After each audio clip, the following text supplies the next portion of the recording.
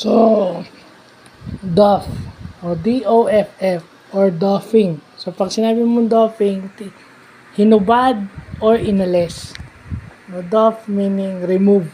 Yun lang ibig sabihin niya. So, pampalawak ng ating English vocabulary, doff, hinubad, inalis, tinanggal. So, yun ang ibig sabihin na walang no malice intended. Yun talaga meaning nun. So, yung sinasabi, pag narinig nyo sa mga foreigner yung salitang doff, yun na yun.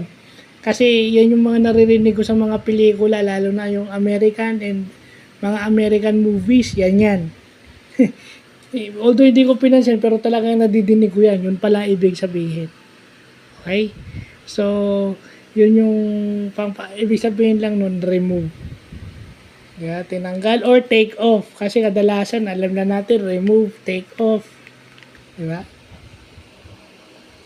Or yung pagdating sa damit, strip. Diba?